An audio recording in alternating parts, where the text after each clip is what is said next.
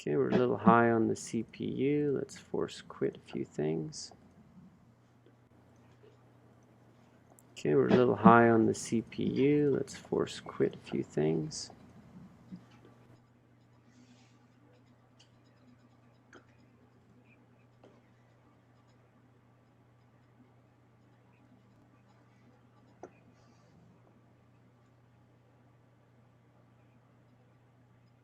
Okay. Looks like the audio is coming in fine.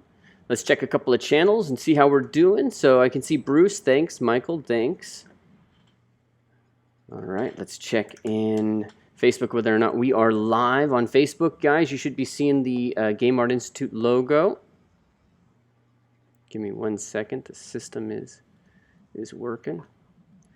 Let's close quite a bit of this. Okay, I'm just going to check the locations and make sure that we are all streaming to everywhere. Okay, there we are. Hey, Daniel, give me a shout out on Facebook, guys, if you see us. I'll keep that open for a little bit. There is a delay. Let me check YouTube, make sure you guys are seeing it over there. Yeah, you're seeing it over there, and I'll check Twitch, but I got to work fast because Twitch keeps the audio on.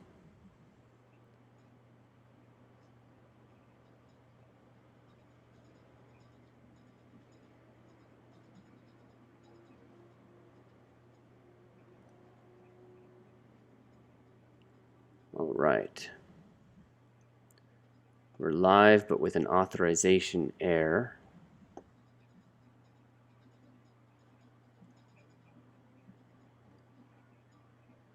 Bitrate is too high.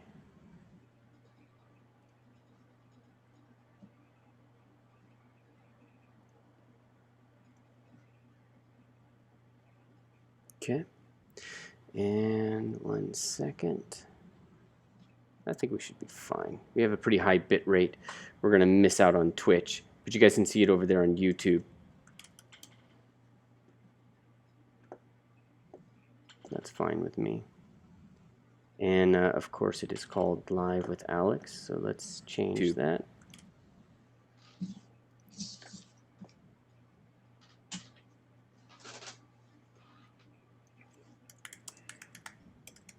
Okay, we are almost ready, guys, to get going. So I'm just letting everybody kind of pile in and getting everything moving.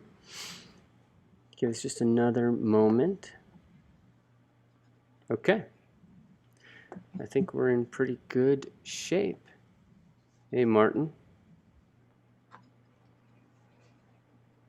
Yeah, you hear me? It's not going to be Alex today, you guys. We have Ken Fairclough with us out of BioWare. All right, so I'm going to show the screen over here to so you guys can see Ken's screen. And welcome. Thank you guys for joining us. For those of you who are watching this on Facebook or over on YouTube, we did experience some problems last time, so make sure you head over to Facebook and you get signed up for our live, for the live session. That over on GoToWebinar. That way you kind of continue throughout the entire equation, but after a certain period of time, just the stream kind of screws up. So I've got with me here Ken Fairclough. Ken Fairclough is a concept artist over at BioWare, and I'm going to introduce him here in a second.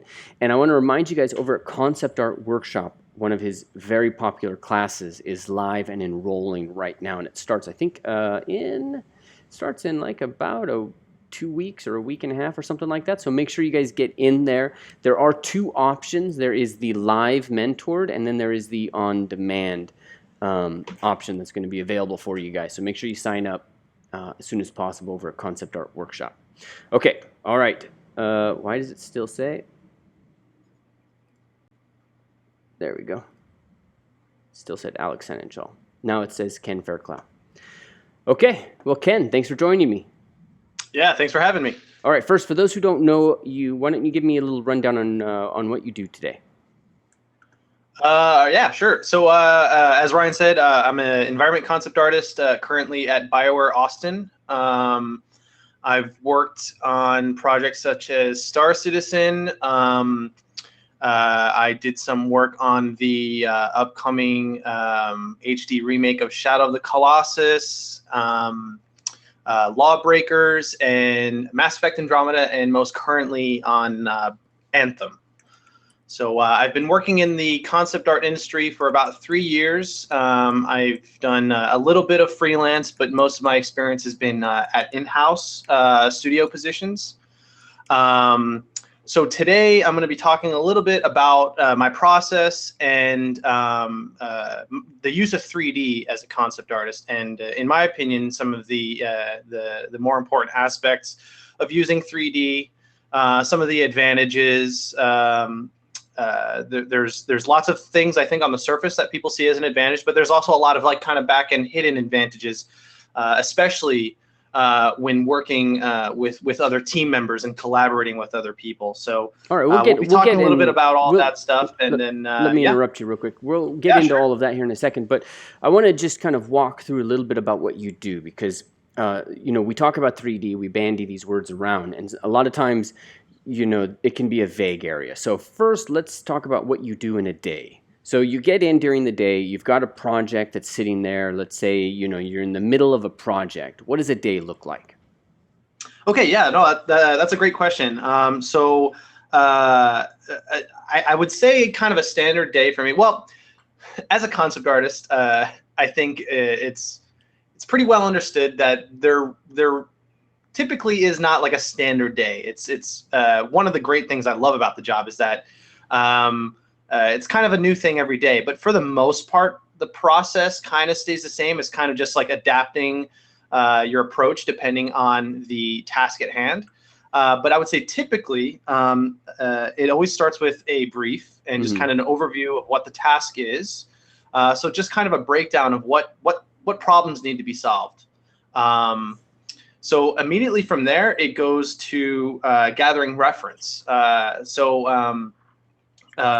In my class, I place a huge emphasis on the gathering of reference and creating a kind of a rule set for your design decisions to inform all of your decisions going forward for the entire project and the entirety of the class. Yeah. And it's the same thing in a production setting. So after I've been given a brief, I make sure to thoroughly collect as much reference as I can, and oftentimes will intentionally try and open myself to unexpected avenues of reference, because I think it's those circumstances in which you kind of surprise yourself and you kind of come up with the unexpected.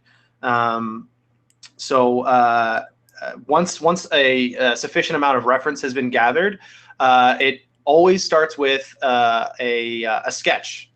So whether that is a sketch on a whiteboard or a really rough kind of chicken scratch napkin sketch, or some quick sketch thumbnail sketches in Photoshop, it always starts with a 2D sketch. And I think this is probably the most important step, because this really sets the tone for the rest of the task and the rest of the project, whatever it is you're working on. This is really where you're exploring your ideas. Anyone who has delved a little bit into 3D, or anyone who has a lot more experience in 3D, knows that it's very easy to kind of get into a time sink and kind of get really lost in the details. So it's really important right at the beginning stage to explore as many options as possible, just really quickly. Sometimes those sketches are for no one else but yourself, just to kind of give you a leg up. One of the things I talk about a lot in my class, and I'll touch on a little bit today, is the idea of using 3D, but also every other step along the way, as a way of lowering the pressure for yourself. I think it's as a concept artist, it's very high stakes. You have a lot of people depending on you. There's a lot of pressure in terms of time, in terms of quality. So my process really is dictated almost entirely by the idea of trying to lower that pressure as much as possible every step of the way. So let's backtrack a bit. What does a brief look like? So a brief can look like many different things. And actually, do you mind throwing some work up on the screen so we can actually start getting some visuals and figuring this out? Absolutely. So I will first go through some of my personal work. A brief, more often than not, is kind of just a really quick conversation with either a lead or an art director to just kind of discuss the task at hand, the problems that need to be solved, what is the purpose of that design, whether it's a character or an environment or UI design. Essentially, what are the points that design needs to achieve. A lot of times it'll be accompanied by some reference. So your art director or your lead will kind of already gather some reference and kind of share that with you and discuss some specific things about what it is they liked about it, or some things for you to extrapolate. Other times, you'll have someone at the beginning stages of a project may have already established a style guide. That's kind of your best case scenario, because you have very strict guidelines at that point. So pretty much after you're done, after you finish that conversation with the brief, if you have any more questions, ideally, all of your questions you might have in terms of what purpose that might serve, or what kind of design decisions, or does the shape language you should be adhering to, all of those questions should be answered in a style guide. Style guides are typically made at the beginning of a project, dictating, essentially a specific shape language or color palette or lighting scenarios for different areas of the game, different factions. So that's essentially kind of the overview of what a brief might look like. There's not necessarily one specific thing that is a brief. It's oftentimes pretty organic. So I remember in your class, the brief was actually one of the things that really stood out to me because it's really quite detailed. Yeah. So I intentionally try to set up the projects and the assignments in a way to kind of mimic a professional setting. The only difference is that we break it down in a very granular way, so that essentially what you would be doing in a production setting over the course of a week or maybe a few days, we stretch that across, but then we get really, really in depth with all of the individual pieces. Got it. All right. So now, if we're looking at your day, and you gave us kind of an overview of how the process would work, but I imagine that's multiple days. So if we look at a normal day, are you coming in, you're just picking up where you left off, and you're continuing to paint something? Or do you guys have meetings in the beginning to get your head around stuff and where to go? When do people review your work? How long are you given before somebody's looking and reviewing and commenting? That's another great question, because it's that kind of stuff, that information is not readily available. There's so many tutorials online about technique, and I think something like these kind of things that you're asking are not things that are often talked about in a larger venue. So it's really organic. It really depends on the priority of the task, or I guess who are the stakeholders. Okay. So, going back to kind of what I was saying in terms of the brief, sometimes it's literally just kind of a few team members huddling around a whiteboard and kind of just standing with their arms crossed and kind of just, spitballing ideas. So yeah, sometimes there are specific meetings set up with all the stakeholders. So you have all of the information from level designers, or game designers, or the environment artists, just so you have all the information possible. But again, it really depends. Personally, that's kind of one of the things I really like about the job, is that there really is rarely a very strict routine. It's very fluid. It's very organic. And how long do you end up working on? So you get the design brief, you start to gather reference. I know that was a really big part of the class and of the process. So how long do you spend on one project? A couple of days, a week? So again, it depends. Yep. So if the given task is okay, so I'll use this image that I have up as an example. So I'm only just so you know, I'm looking at the Windows Explorer. Okay. Let's see. I might not be sharing the right screen. I see Darth Vader. Yes. Okay. Okay. I've been scrolling through images this whole time, and you haven't been seeing anything. I'm so sorry. There we go. Take my word for it. They're all really cool. I hope. Okay, so this image is a good example because this particular image needed to be done relatively quickly. Mm-hmm. However, it was very important because this was kind of like the look and feel for the final boss encounter in Mass Effect Andromeda. So for something like this, if you're lucky to have be in a position where a concept is kind of ahead of the game, is ahead of everyone else working in that particular area. Mm-hmm. For something like this, you'd be given a little bit of extra time typically because it's important to really nail it. So for these kinds of things, for like this key art, typically there's a little bit more leeway to take a little bit of extra time. So that can be anywhere between 2, 3, 4 days on an individual image. For this particular one, I was lucky enough to have the awesome character art already from our character artist. So it was a matter of just kind of posing and lighting, and then kind of adding in all of the VFX and stuff like that. So this one went a little bit quicker.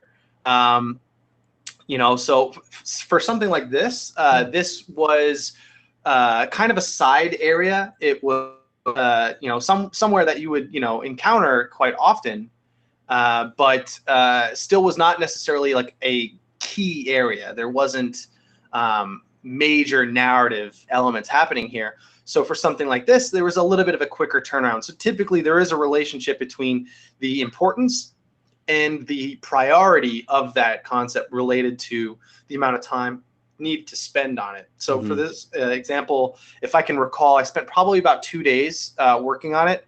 And then sometimes you're tasked with just doing kind of a quick polish paint over. Right. And in those cases, you might have to do a few of those in a day. So again, it really depends. And that kind of stuff is typically it's kind of common sense, and it's kind of just using your best judgment based off of the various meetings you've had or briefs, and kind of judging like who's depending on this. What are the dependencies? Who are the stakeholders? And making sure that you can adjust your workflow to kind of adhere to whatever the needed time frame is. So that's one thing I talk about a lot in my first class is being able to be very versatile and know when to stop and move on. Great. So talk to me a second about stakeholder, because you mentioned that twice, and that kind of struck. So I understand the concept of stakeholder. Now, who's your client? Who are stakeholders for some of these different jobs? How can it vary? Typically, for an image that is maybe just like a mood piece, and it's kind of just look and feel, and it's really just it's early on in the process, and it's just establishing kind of overall what the general vibe would be. Right. There's a lot less stakeholders. There's a lot less people who are depending on that directly to build from, or directly to essentially affect their job. Right. But in an environment or a design that is specifically related to gameplay, or a very important part of a level, and it's more of in the midst of the production phase of a project, there are a lot more stakeholders. So a stakeholder for someone for a task like that would be level designers. They're going to have specific paths laid out that they need for a clear view of how you will traverse through an environment. Or they will, narrative designers will have a very specific need for certain NPC characters for you to interact with, and it'll be very important for areas that those NPCs are located in to be kind of highlighted in a way that calls attention to them. So I think on kind of the surface, it seems as kind of just, you know, simple enough. You're just designing an environment. It's got to look cool. But again, you know, talking about my briefs, the briefs earlier, is there's many problems to solve. Right. So it's not just necessarily about designing a really cool space, but it's about solving all those problems for everyone else down the pipeline that is affected by that concept. Got it. Okay. And so basically in the beginning, there'll be the mood and there's only a few people involved. And then as you go, you're expanding on those mood pieces to really start to explain things. Like, for example, this image, which is obviously very detailed. Let's see, which one are you looking at? Is this you have the turret? Turret, up? yeah. Okay, I just want to make sure there wasn't any delay. Yeah, so exactly. If I zoom in here, there is very specific details about the clearance of how far this rotate in terms of the degrees. There's scale cues to make sure that level designers know where that they can place this, and they know the amount of degrees that turret, those guns need to be able to clear in order to be able to shoot from all ways. So it's just kind of just having stuff like that. So typically in a brief, when you're getting presented all of these issues that you need to keep in mind, typically, you know, you have your sketch pad or your notepad and you're taking notes. You're writing all this stuff down so that you don't have to go and bother people every time. Like, oh, hey, so what was the amount of degrees this need to clear? Or, you know, how, what is this intended scale? You know, from that point on, you're kind of, you know, you should have all the information you need. Obviously, it comes up sometimes you need more clarification, and that's okay. But yes, so typically something like this is done later on in a project phase where the designs are a lot more, you know, production oriented, and essentially what that means is you're designing what the in-game assets will be, or what the in-game level will actually be. So those designs need to typically be a lot more fleshed out and a lot higher fidelity, because those will be handed off to someone to actually build from. So it's really important to make sure you're answering those questions, you're solving those problems, you're making your ideas communicated as clearly as possible so that people down the line have as few questions as possible. So essentially when the concept meets their desk, they can hit the ground running and they have everything they need. So again, you know, looking at this specific concept, it's just a turret, but we have material callouts, decals, front and back view. I've isolated out the different parts that move. We've got detail renders, so we have close-ups. Not only that, but obviously it's modeled out in 3D. So we have the design fully realized in 3 dimensions. So now I can pass that 3D model over to the prop artist or the character artist or an environment artist or an outsourcer who is going to be building this. And essentially that really just ensures that the final product that will end up in the game is one-to-one with the original approved concept. All right, well, let me unpack some of this. So isn't the 3D model done? So in a perfect world, absolutely. But as a concept artist, really your main task is establishing the design, the shape language, the 3-dimensional forms. Like I said before, 3D modeling, it can be very quick, but when it comes to making production models, it can also be very time consuming, and it's very easy to get lost in the details. And people who are trained to be 3D modelers, they have a lot more experience in creating really high quality, high detailed, and functional game assets. So there's so many other things that need to be taken into account, you know, with texturing, UV unwrapping. Not only that, they're trained to know what kind of surfaces light better in the game engine that the team is working on. So they might say like, hey, you know, we might need to tweak this a little bit. So there's a certain stage where the concept art level, when the concept is fully realized, but to go in and to really clean out all of those details and make sure that topology is clean, make sure that this is essentially a game ready asset. It would take too long, because really there is a very high necessity on the concept artist for them to get a design done and then to move on to the next one. Got it. Okay, great. So this looks like it's finished, but you're saying this could be jammed together pieces, and Oh, then yes. not only that, but you need that modeler who has that experience and who knows, okay, yeah, this is not going to work in the game. It's going to light Yeah. funky. So let's rethink that, and then you have to have some back and forth with them to figure this out. And so, how much of this is actual 3D versus your paint over? Because right now it looks like it's just rendered in Keyshot. Yeah, so for the most part, in this particular design, I would say 95% of it is 3D. Okay.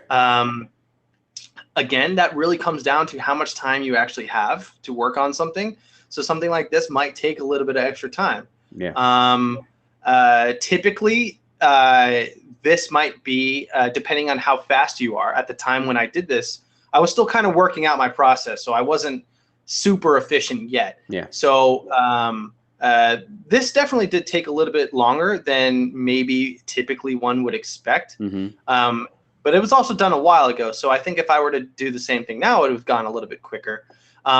But essentially, most of this is the lighting and material information from Keyshot. However, at least with my own experience, fiddling with Keyshot is a lot of fun. But again, it's really easy to kind of just get lost in the details and have a lot of fun and just kind of waste some time. Right. So a lot of times it's a matter of just kind of really quickly spitting out a few different passes with a few different materials and then blending them in Photoshop and then painting on top to get in those extra details that would be just a little bit too time consuming and detail oriented to do through Keyshot. So for example, decals, scratches, streaks, rust, even like small, color accents and stuff like that, or even accentuating material breakup. That I typically leave for Photoshop because it's a lot quicker. It's a lot more intuitive, I think, to do 2D on top of the render. That makes sense. So how about lighting? Is lighting something that you worry about inside of Keyshot, or do you try to do that in Photoshop? So lighting is something I take care of in Keyshot typically because it is fairly quick and easy to do, and it just saves a lot of time. And really what you're getting from Keyshot or any high quality rendering package is that material quality. Right. And to really communicate that material quality, you need lights. You need lighting to help convey the roughness or specularity of that given material. Okay, that makes sense. Okay, so just for everybody who's watching, if you're on Facebook, YouTube, just go ahead and post your comments. I'll see them. And if you have questions, I'll see those. If you guys are live joining us here, make sure that you post questions there. You're live. There's no delay. So if you have questions, post them in there, and I will get to them. And then we'll also have a Q&A, and we'll also kind of explain the class and give you guys a sense of what you're doing. We do have to get Ken back to work. He's actually out for lunch right now. And so you're at BioWare over there in Austin, right? Correct. Everything went okay with the crazy, with the hurricane? Oh yeah. We were lucky. We didn't get hit with too much rain. Okay. So yeah, it was unfortunate what happened in Houston. But yeah, on our side of town, we were pretty lucky. You guys are pretty north of that too, right? Yeah. Okay, great. So tell me, this class, and one of the things that's really important to me about Concept Art Workshop, and just really with any work that I do with concept, is this notion of 3D. Because for me, it's really important to always be showing how things are growing. It's part of why I worked at Pixelogic. So tell me how you got into the 3D side of this. Did you start as a concept artist, and by concept I mean 2D, or did you start in 3D and then work yourself in? Like, how'd you get into this? Because it's usually two different camps, isn't it? Yes. So I think those camps are they're closing in on each other and becoming one now. But it's definitely still the case. So I started off actually very apprehensive and a little stubborn, I would say, to adapting 3D. So all through college, even when I was in school, there was still kind of like guilt attached to just photo bashing and stuff like that. It still kind of felt like cheating in a way. So the idea of using 3D was like, oh no, that's cheating. That's not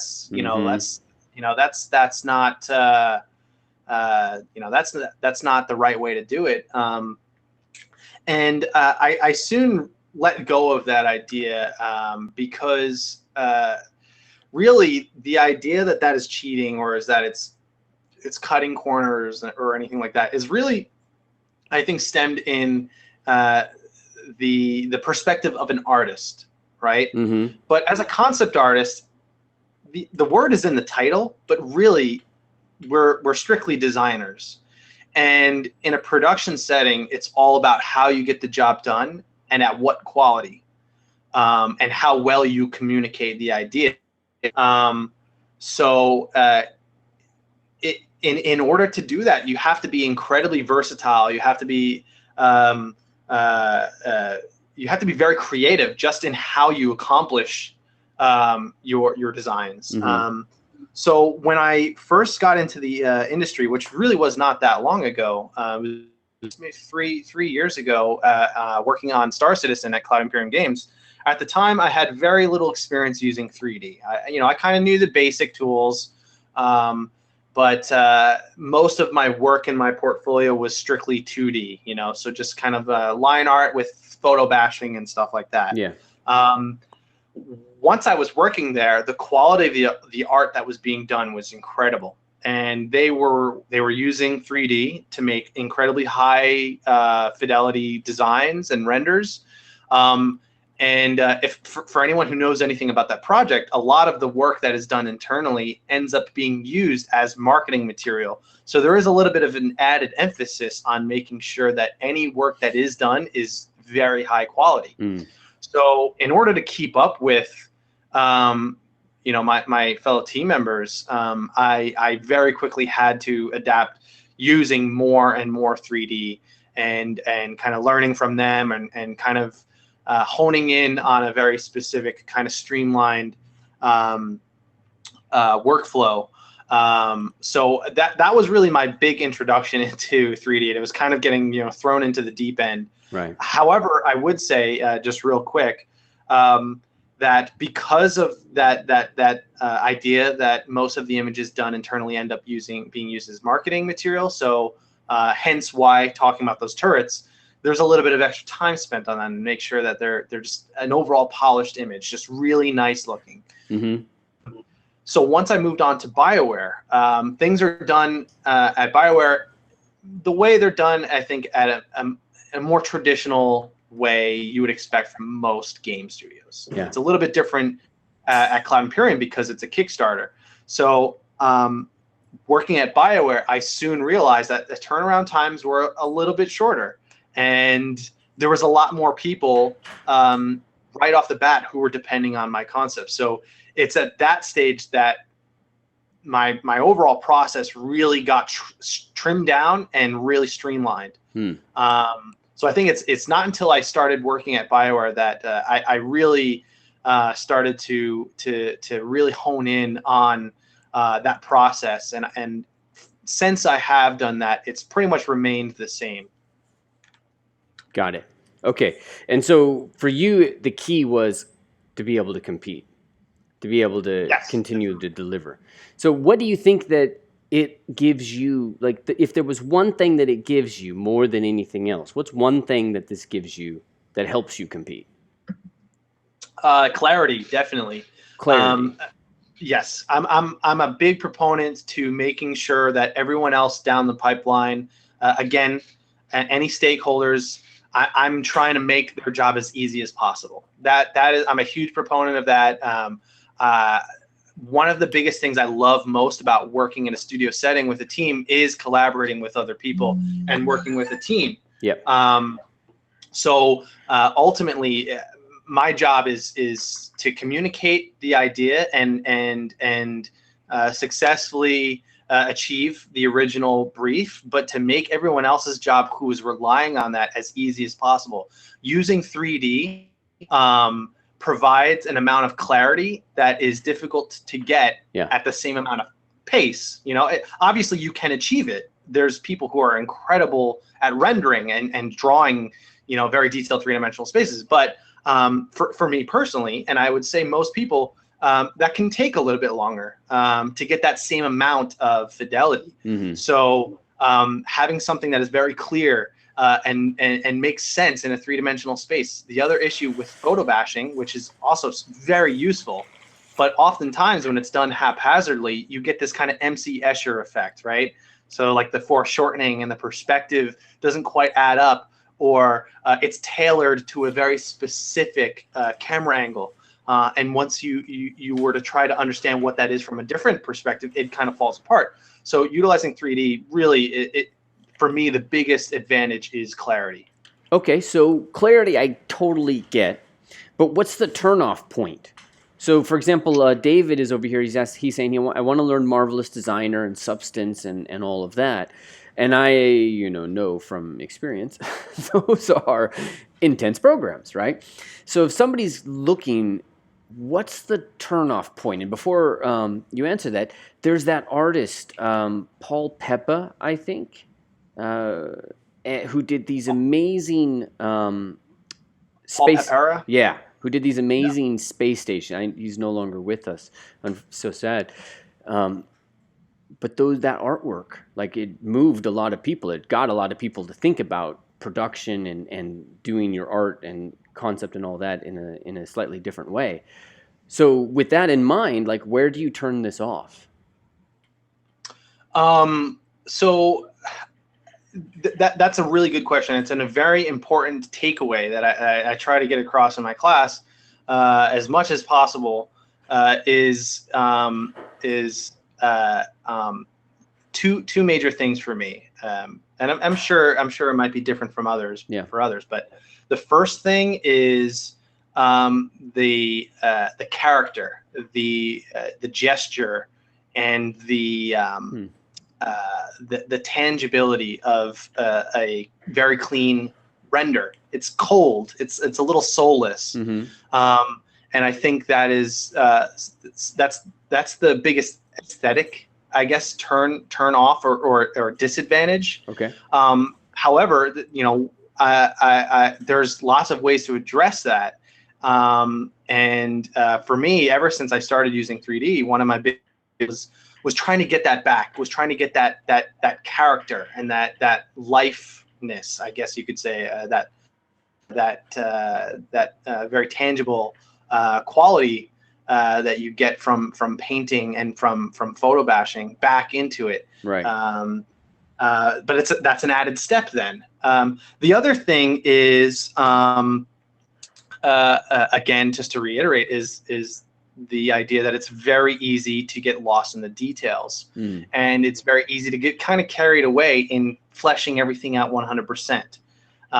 It's really important to know when enough is enough and to say, okay, is this enough for me to take this to the next stage and to finish this? Because ultimately, judging, based on the importance of that task or the design that you're trying to convey, sometimes setting up just a simple gray box, gray block model is enough. And then kind of going in with photo textures on top just to have some lighting information and perspective reference. Right. So for me, those are the two biggest disadvantages.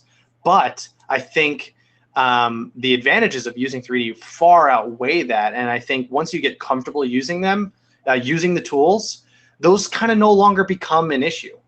I would say it's more of an issue for people who are just starting to delve into it. So if I was to unpack that a little bit, you'd say the turnoff point is, number one, there's no real solid turnoff point. Like, keep learning software, because that just is another tool in your belt. And concept artists should get probably used to, just like everybody else, the software changes. It's just part of the process, right? Is that one accurate statement? Yes. Yeah. Okay. That's accurate. So then the other part is, but the thing you have to keep in mind is that the 3D side does have this sterility to it. Like, it's just, and just because it takes for freaking ever to model some things, it's easy for them to lose their life, their gesture, their essence. So you need to have that 2D side to always be able to kind of quickly adjust something, right? Yes, absolutely. The 2D foundation is so important. Without that, really, it's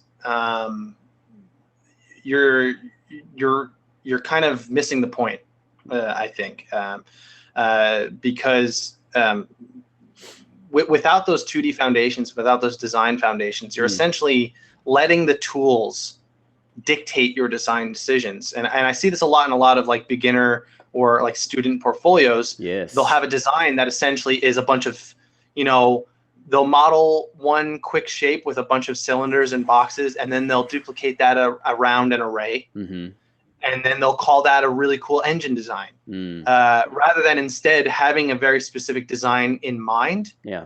And then just using 3D to help communicate that tool, rather than letting the tool dictate what the design is. That's interesting. So for you, it's a trigger if you see that, you know, there is this kind of lower level of design, just a simple repetition in 3D. And so how do they avoid that when you're looking at their work? Like, what tells you that they're past that point? For me, it's just overall looking at what decisions they're making. You know, you can tell right away when someone is looking at reference. You can tell when someone is looking at real world things to make sure that their designs are guided in a way that makes sense or is grounded in reality. But not only that, you know, by the way someone composes an image, you know, that's something that is, it's hard to get a really good understanding of how to compose an image if you don't have a foundation in drawing or at the very least sculpting. Having that hands-on, just built up mileage of just drawing and sketching and knowing how to have a shorthand in gestures and in appealing shapes, and knowing how to combine those shapes together to create new shapes. And that's something that, you know, starting right from the beginning with 3D without kind of, you know, having a foundation in drawing and just understanding the design fundamentals, it's kind of a cart before the horse kind of deal, you know? So in my class, I place a huge emphasis on that stage and iterating constantly in 2D.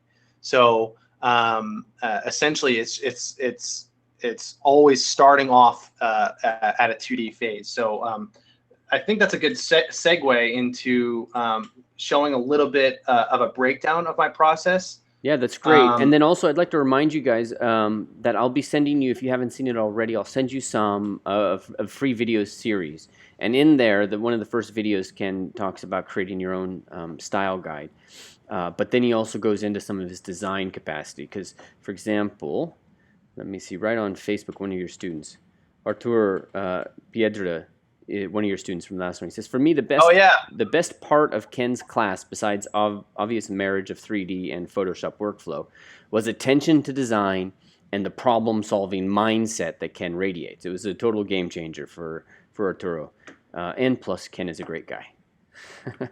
Ah, shucks. Ah, shucks. And I remember this, the one that you're showing right now on the screen, I was looking at this in the demonstration, and this was a game changer for me because it was such a cool way to show in a simple grid, and also in something that somebody might think is really simple, right? Somebody might go, oh, yeah, I'm just gonna model the side of this industrial thing and put a ladder over here, and you know. But you show that there's very strong proportions and gesture and design and shape decisions being made here. Yes, yeah. So that I'm really big on that, is designing with intent. I'm definitely a huge fan of happy accidents, right? But making sure that you have a strong foundation of guidelines and rules that you've set for yourself. A lot of people say like, oh, well, you know, that's limiting yourself creatively. And I always use the example of Star Wars. Star Wars, part of the reason why those designs are so iconic to this day and are so just like long lasting, is that they were restricted by the budget of the film, so they had to think very creatively and creatively solve that problem of like, how do we create really high fidelity, unique ships and designs and stuff like that with such a low budget? And then, you know, they came up with the whole idea of kit bashing and stuff like that. So I think really when your creative prowess, I think, can really shine when when given very strict guidelines. I think it also is important practice just as a concept artist, because we can learn all these technical things and stuff like that, how to paint, how to 3D model, how to render nice renders. But ultimately, the biggest thing as a concept artist is problem solving, is thinking outside of the box and coming up with unexpected solutions to those problems. Right. So I brought this up. This is something just really quick while I'm on the topic of the importance of those foundations and design. This is an example I use throughout my class, and I give this to my students, this PSD, because I think it's again, and I appreciate the kind words, Ryan. I do think it's a very simple way of communicating something that I think a lot of people find to be a very complicated or elusive kind of idea. So I break it down into, essentially it's the same design, but breaking it down into 3 different versions that essentially communicate the idea that detail does not equate quality. By having a lot of detail does not make something better quality, or it doesn't make it good. It doesn't. So there's a very common misconception, especially with students and people who are just starting off, that let me jam pack this full of detail and it'll be good. I'll put it in my portfolio. People will love it. And what ends up happening is you have something very unsophisticated, something very busy and cluttered. Mm-hmm. There's no hierarchy throughout the. It's overwhelming. There's just too much to take in and to look at. Right. So by breaking it down further, okay, so we've broken it down so that we have a little bit of a nicer proportion of detail. So we have areas of eye rest now, right? But still, we have this very static, very linear layout of that detail. So we have a good proportion of detail, but the distribution of that detail is still not a good design. So by breaking it down this third way, so now we've broken it down into thirds. So I can put my guides back on just to kind of see this. So thirds in terms of how we place that detail and where we place that detail, but also in terms of the proportion of those details. Right. So we have, about roughly 65–70% eye rest, and then the rest high frequency detail. Okay. And we intentionally place the intersections of those high frequency details in one of those thirds, and that'll be kind of our focal point. So I can go more into depth, but it's just this idea of just designing with intent and having that foundation, because otherwise, you can have all of the knowledge of 3D tools at your disposal, but if you don't know how to apply them in a way to make a quality design, it just kind of falls flat. Got it. All right, let's open this up for some questions, if you don't mind, and then we can start talking about the class. Does that work? Absolutely. All right, great. Jacob is asking, how much importance do you give functionality of a given design? Start asking questions, guys. Okay, that's a really great question. So I place very high importance. Now, I do want to make sure I state there is a caveat. So depending on what the project is or the given style that you are intending to do, there is leeway with that, right? Overall, we're creating something that doesn't exist, right? So you don't necessarily have to approach it from an industrial design or an engineer, right? You don't have to make sure that all of your architecture is actually structurally sound. Right. However, it's knowing enough and applying enough so that the viewer can look at it and they accept it, right? They look at it, because ultimately we're designing things that don't exist in the real world. So you want to apply the right amount of functionality, because it's that implied functionality that gives industrial or design or architecture or anything like that really its sense of realism and believability. Because that's what really grounds it in reality. So yes, the very high emphasis on functionality.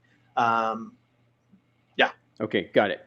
But not necessarily, functionality doesn't rule the day. Yes, exactly. Ultimately, so that's another thing that I have neglected to bring up so far in this talk, which I definitely shouldn't, is the importance of storytelling. Mm. Really, at the end of the day, storytelling is king. That is really what should dictate all of your design decisions, Right. and essentially should dictate what reference you're looking at and what it is you're trying to evoke through your designs. Right. Makes sense. And sometimes, based on what your storytelling is, what narrative you're trying to convey, that, depending on where you go, it can allow for more leeway with that functionality. Okay, great. And Jesse's asking, do the fundamentals of 2D perspective still prove valuable even if the work is done in mostly 3D?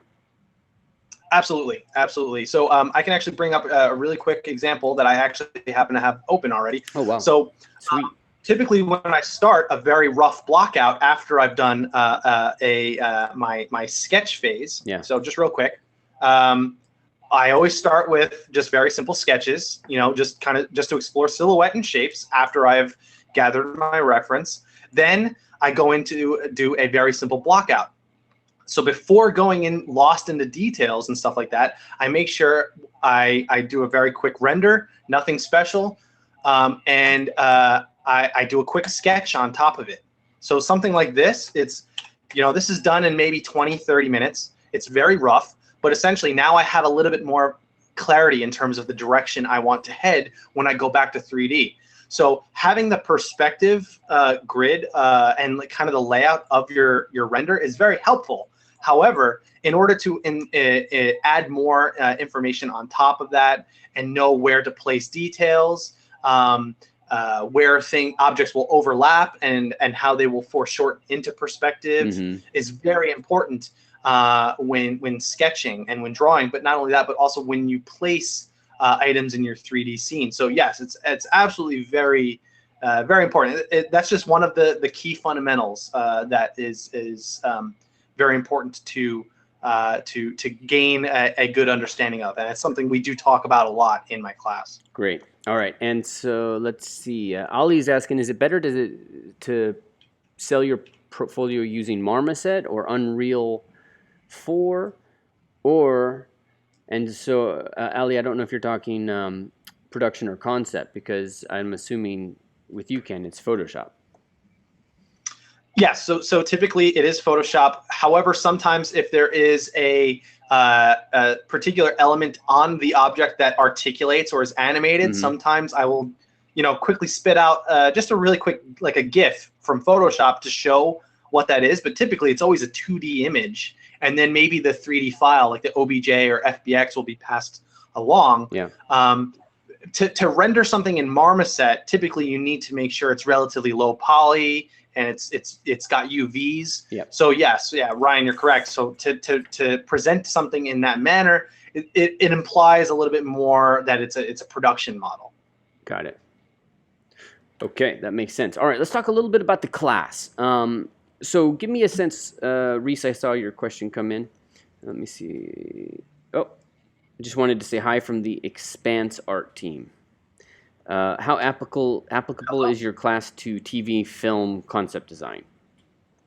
So that's a good question. So the class definitely has a slight, I would say, emphasis on the approach of concept art for games, because I do talk about player traversal and player experience, going through those environments. However, a lot of the techniques and a lot of the principles that I'm talking about, like the emphasis on narrative and storytelling, through your application of shape language and functionality and stuff like that, that applies across the board.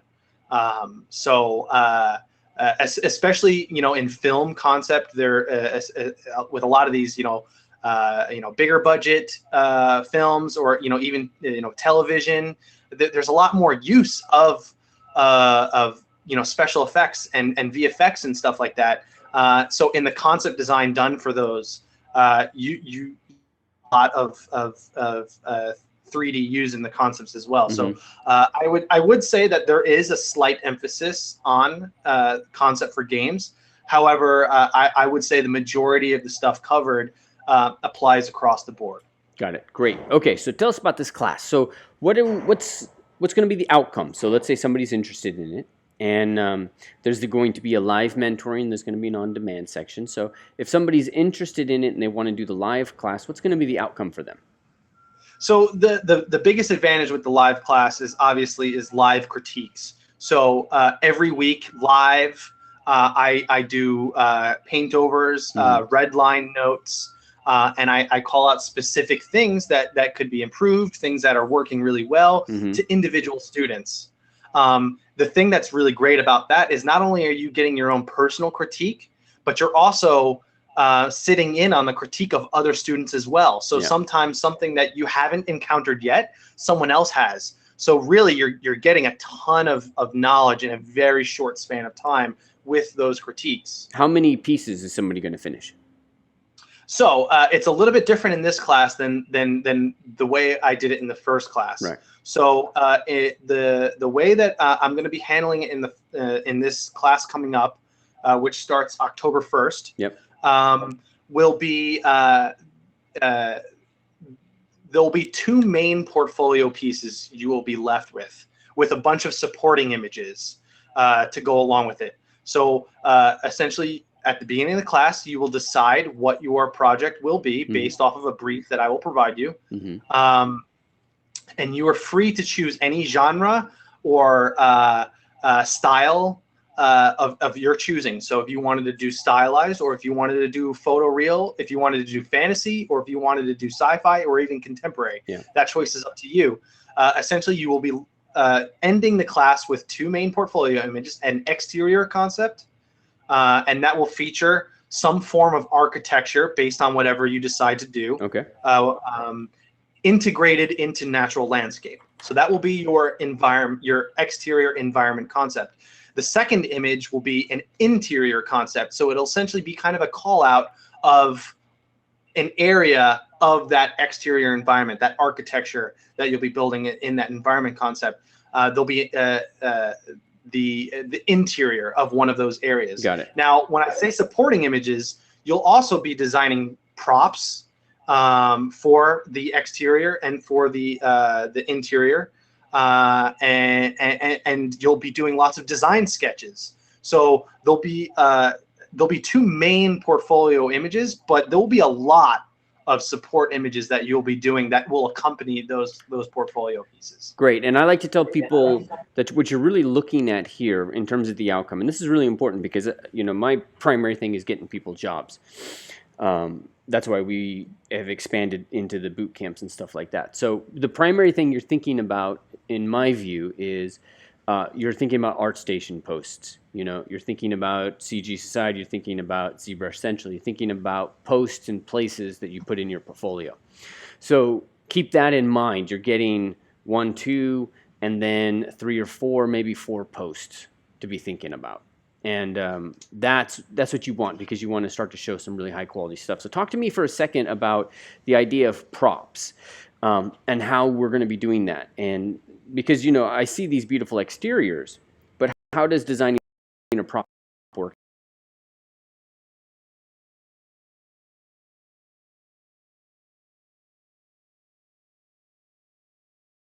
So for example, the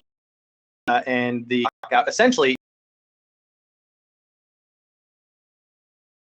on this, some of the shapes come at after shot. So something that this is missing, and something that I would to a student who presented this, the next step would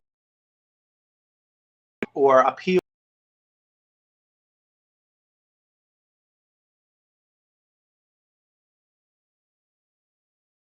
in this particular case to see that there's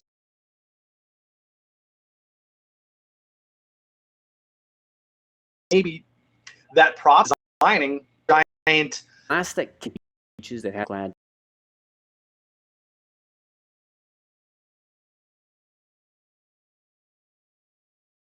All right.